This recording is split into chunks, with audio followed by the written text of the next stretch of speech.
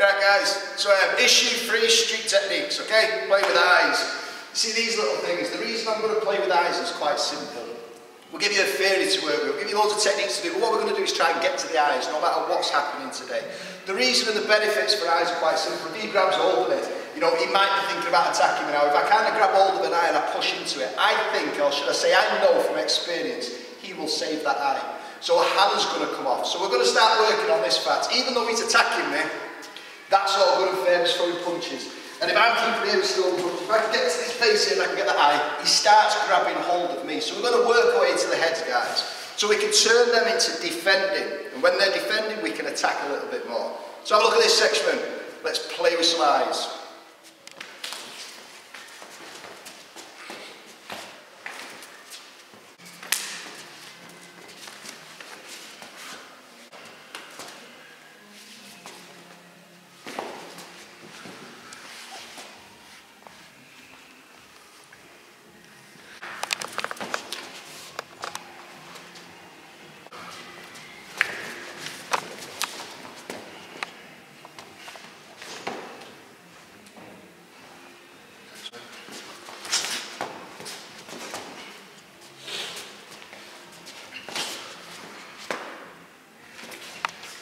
Eyes, guys. Now, if you realise once you grab somebody's eyes, they're going to grab hold of your hand to stop you.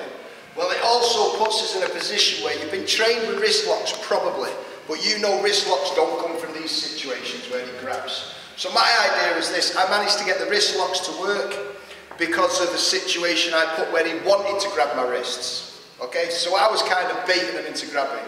So, guys, the first one we're going to go through is this. If he grabs hold of my wrist here, drop it down, sand your hand, bring it in, come to this place. We're trying to get to here. The reason we're going to get to here, guys, is because my hand is going to be here in his face. Now this hand can drop over, drop it in, and start working for heads. Now the scenario I can use this one for is a simple grab. If he grabs hold of it from here, if he grabs one hand, two hands, I would come through the middle. The reason you're coming through the middle, stop that head from getting it. His hands are tucked up.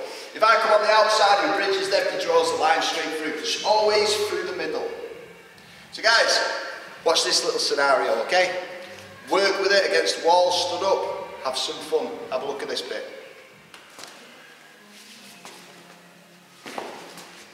So this little scenario, he's grabbed hold, whether his head's coming through or anything. I don't care what his intentions are. I want to turn the game around where he goes from attacking me to defending. So when he starts defending, I get my opportunity to go.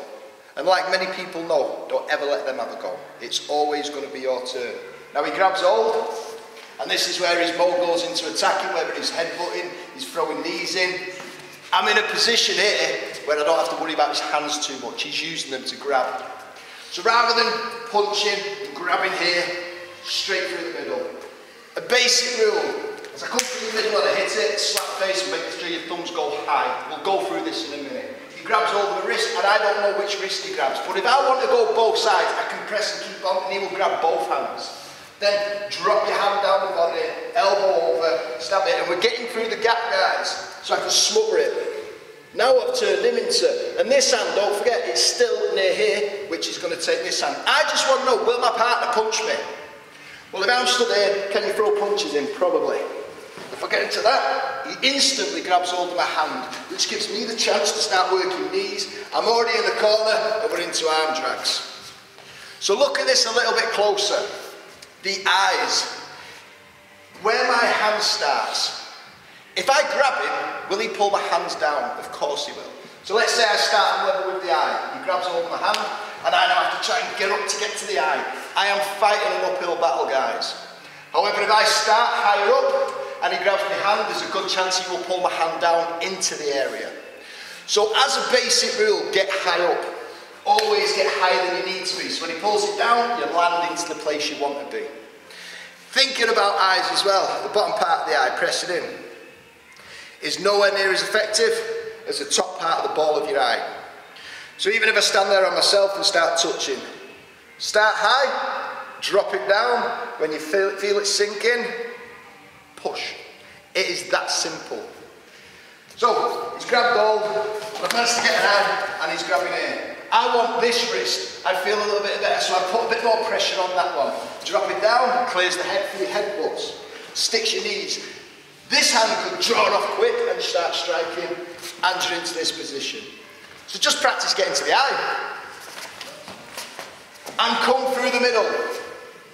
Come up through the middle.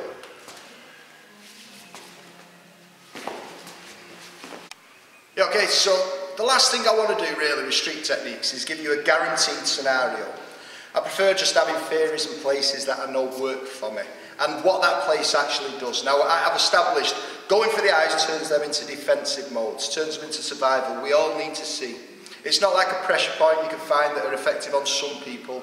This is 110% guarantee I want to go home with my eyes, okay? So we all have this inbuilt self-protection about making sure we can cover it. So going there changes the game quite quickly. So just find places, guys. So he comes around here and he's around the waist and he's low. Well, how do I get to his eyes? First, I know I don't want to keep the legs here and dump it back, shove a leg back to make it harder. Well, his face is here on this side, so I want to get down and face. His eyes are coming with his arm. This one coming on the inside to bring it up, and then this one coming in. I can grab all their little face bars.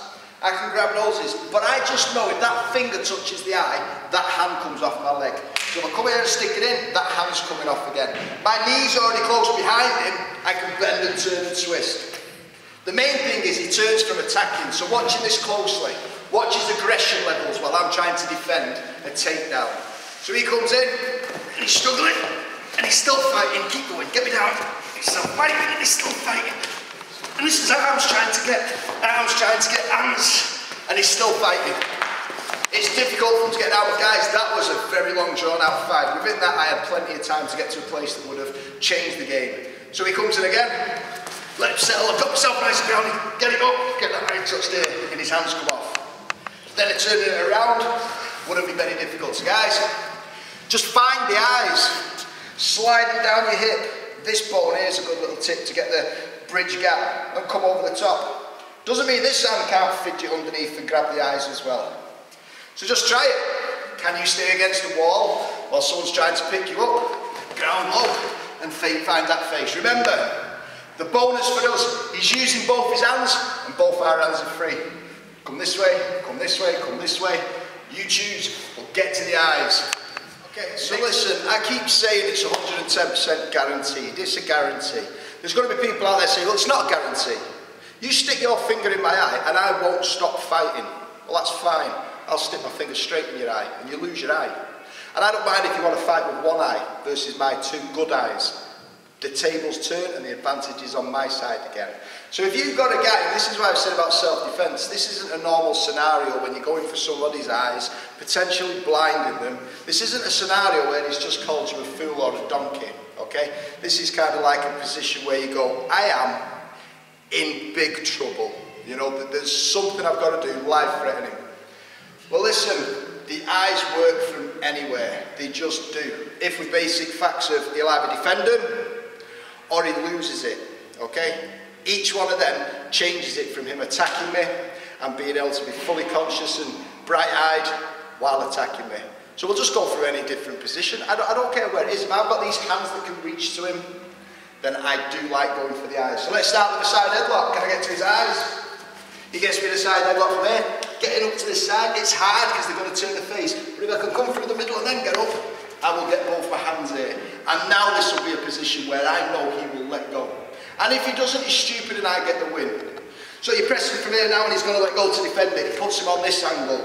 You play with here, you've got your takedowns, you've got your strikes. You play with what finishes you want, but see if you can get to the eyes from here.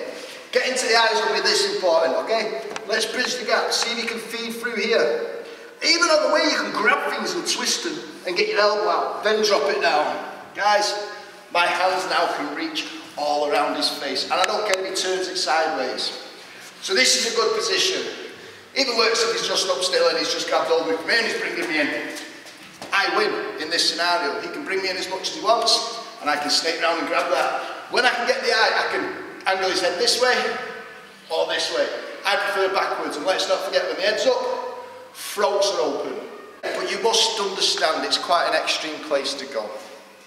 So I'll still give you some scenarios now and clips that you could maybe train in a routine. that involve the eyes. But if you want to keep the eyes as a theory, it's quite simple. They're a very quick, soft, vulnerable place to attack. I'll give you a few basic rules. If you want to go for the eyes, straight from the start, and you use just 2 fingers, you only have 2 to 1 chance to get these fingers to line up. You can miss. I would use all my hands like a claw. It just ups my odds. If I strike my hand out from there, there's a good chance I'm going to get it. If not, I feel for the top of an eyebrow. Like we talked about earlier, go higher. I start here, I always get to slip down. Remember, from here, it's difficult to get back up again. So all you're ever going to do really to practice with an eye is get high. Get high up on it and you can always drop down. If they grab your hand to pull it down, they pull you into position. So stay high with the eyes, okay? We'll go through a couple of little bits here for you now. Nice and close up, so you can see exactly what I mean about where the hand drags to, okay? So have a little look at this clip. Just play with the eyes when your hand's close, okay? The thumb goes above the brow. So when he grabs hold, can I still get to the eye? And this is the game I play. Now my muscle grouping, for him trying to push my hand away from me having my whole body in, I win a muscle grouping. So he grabs my hand and he tries pulling it off. Can I keep it to his face? You have a better chance of keeping it. If he tries pulling it down, it's difficult to stop the hand from coming down. This is why I make sure I start high, and as soon as he pulls it, it drops in and it pushes. You have that moment. If I start low, can I get to his hand? And that is very difficult for me to get up and very easy for him to keep me down. So knowing that, guys, I start high every time. Come in, drop it in. And if you look at the shape of my hand, if the thumb misses and he drags it too low, I have another option here. I still have a second chance. I have that much area for messing up. Thumb gets you first, if not, the eye will take you second. So guys, one hand, try and drag both your hands off. And there, we've still got to that bit. Heads, knees. So when you're doing the eyes, there's not a very hard thing to do. Get high up. Even if I get him here now, and I try and go low to get him to his eye and he grabs over that wrist, I will not get to the eye. But if I start up here high and he brings it down, I can grab hold and look, he's pulling it past the places where it needs to be. Don't think about techniques too much, guys. A finger in the eye is all you need. If that pushes it in even more, push it in even more. But again, you have to be very, very conscious of when to use this, if to use it, okay? We're not knocking them out, guys. We're not choking and putting them to sleep so we can fix them. You're potentially blinding the kid, okay? So I always have to make sure it's proportionate. For me to have to stick my finger in your eye, you are in very big danger. If you're not a very big danger, I'll show you my chokes, maybe my restraints, okay? But when the threat's big, you're getting no restraints from me. I'm going to play with a big game. So guys, they're eyes for you. And I'll show you a few quick clips where the eyes get involved, okay? So have a look at the final section. This little routine, changing single grabs, eyes, swaps, eyes, looks like a kata. So this one's pretty simple. He's grabbed hold of it, and I grab hold of this hand here. You'll just to support it and go straight through the middle. That's it. You know, and I keep my chin not stuck up like this, down, and my elbow up a little bit. But when that shot comes in, gives me a bit of coverage. So that's just how we can play it out a bit. Grab, straight to the eye, go for a punch, block it, swap it, go for that eye. Go for a punch, block it, swap it. Go for a punch, block it, swap it. And you know, every time I'm just finding that eye. They're single hands. But the speed involved is this, he grabs, straight for it. Do not sit there and go grab, wait and go. You know, as soon as you get that contact, bang, I already know what I'm doing. It's a big threat. Everything about him says this guy is a big threat for whatever reasons you have. The eyes is my game at this point. That. This one's covering that side. I'm not going to go to the eye with the same side because he can block it or it'll put me here in a vulnerable position. So just opposite sides, grab with the other hand, straight through. Simple. Both hand grabs. Come through with one, come through with two, or come through with both. So little scenarios. Eyes, quick, single hands. Yeah. And I'm keeping crunched up and I'm just going to keep swapping. To the point he grabs hold of my wrist and he's had enough and I drop it down and stick a head and we start getting back with the other. So I'm just constantly over and under the arms. accidentally fell into this, but I've got 2 points of contact for an eye. And I know this because I can feel that finger under the nose. So guys, we'll have a little mess around now. I don't care where Zach goes. I just go for his eyes, okay? And we're using quite proportionate, so do stuff.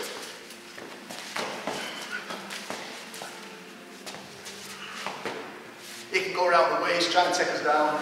And I know I can still low. There's a little eye. He can grab from behind. Well, if I'm turning from here, he's grabbed. I know he's here. And again, I know where his eyes are, unless he's built like sloth. Around about here. So if he grabs us from behind, and I turn and I come over, there, straight to an eye. Knees. You've got your jiu-jitsu you can throw in, you know, so you can start blending it. The opener is the eyes. He grabs with an hand, open with the eye. Then you know you've got your little locks and you've got this and you can pull them in. So you mix your jiu-jitsu in, but maybe use your eyes as your opener. And make sure you know how it's effective. So we can't dig each other's eyes out in class, and I don't want him to. We touch and release. I touch, and he reacts to it. If not, I push a little bit harder. I grab and he grabs my wrist. So you know, your wrist locks will come in very handy now, your breakaways, because he has a reason to grab them. It is the only time, if you're honest, where I managed to get most of my wrist locks working perfectly, where it looked like I set them up and it wasn't an opportunity that was given to me. It's an opportunity I made. Just know it, here. So guys, it's a very simple one for you, but like we said, in self-defense, the less of a threat he is, the more techniques I can throw at you, the more game playing we can have, the more pleasing the crowd we can look. The bigger the threat he is, get rid of everything, you know, don't mess around. But don't forget the legal side on this, guys. I'm not being responsible for when or when you don't do this, okay? You in your own personal self know how dangerous the situation is in front of you to you individually, okay? And again, it's not an easy target to play around with. Some people will go, I just couldn't do that. Well, I build scenarios up in my head where I go, I'd have no choice but to do that. And then if that scenario ever arrives, well, that's my calling card. So guys, don't forget the eyes, but keep your eyes open, very wide, very clear on the legal side and when you can't do it, okay? But they work. Bottom is a lot less effective than the top. Get your hand up high gives you a better chance of landing to a place you want. Coming through the middle of grabs is a better place. And again, what's the theory for it? It changes the game. He was an attacker a minute ago, now he's a defender. So guys, play with them eyes, okay? Okay, so like I say, with eyes, you know, with my own students, it's not the first thing I teach them. I need to make sure they understand when, where, how, why, the circumstances, the dangers of not just doing something, but the dangers of not doing something. Now, the reason I leave the eyes till last is because I understand it's a life-changing technique, guys. I've had to have my finger in quite a few eyes. Over the years I was working on the doors, you know, I never wanted to go there, but once I found the place, oh, it just made my life so much easier with the big, big bad men. I physically can't fight them too strong, you know, groups. This eye business was a game changer for me. Even to the point when you're talking to somebody who wants to control and calm down, and you can't quite get them to listen to you because there's not enough pain involved. Stick that finger in the eye, and you suddenly got someone who could hear you a little bit clearer. But like I said, I'm very careful about teaching eyes, okay? So throwing a video out there with eyes, I don't want to give you loads of training scenarios. Just understand the basic theory of what an eye does for you. It changes an attack into a defence. If not, it means that you take an eye home with you and they can't see. Now, many years ago, my eye got damaged and I still have to have drops in it every morning when I wake up, okay? So I know how effective they are. Now, little tips for you. If it's you girls outside, I know my finger in an eye is very dangerous. However, if you've got nails and you just bite it a little bit and you get it slightly jagged, you only have to touch the eyeball. I mean, you only have to just wipe it with a jagged nail. So, you know, for you girls as a scenario, if I was walking down the street and I thought there's someone behind me that I'm not quite comfortable with, listen, I'd nervously bite my nail. It's not nervously, I'm giving myself a weapon. A jagged, serrated, nip, nip, nip. Now, when you get to somebody's eye with that, you don't have to do any digging. One wipe and it will be there for you. So, you know, be very careful with them, understand the scenarios of when you should be using them, when you shouldn't. If you're training them, guys, be safe, don't take each other's eyes out, touch and release. I use most of the pressure on my hand and this finger's kind of loose. And as soon as I feel it drop, I expect my partner to react. If they don't, I will put a little bit of pressure on until they do. But I'll never get to the point in a class where I will dig my partner's eye and cause them a problem, okay? But if you want the truth, outside, for a number of years, they served me so well and got me out of so much trouble. On some occasions, they got me into a little bit of a trouble, but I had the one thing I could always explain. I was in fear of my safety, the threat levels that were displayed to me. I personally believed that is the only option I had left to get rid of the problem so I could go home safe. So I never got into any trouble for it, okay? So guys, thanks for watching. Next month we'll go into more techniques where you can sit into your room and go, there's some lovely jiu-jitsu. But like I said, if it's for street self-defense and for outside, don't mess around. You know, keep it very raw and basic. So I've covered up to now over your 3 issues. We covered the groin, a great little place to go. Front kicks, snap kicks, now we're hitting eyes. I know what Scott's got planned for you, so you're going to be covering another area. Next month, I promise, I'll get into the techniques now, okay? Where you can take it back if you want and practice and make yourself look nice and fluent, okay? Outside, there's no fluency needed. Just get straight to the point and make sure you can get it in deep, okay? So guys, thanks for watching. See you all soon.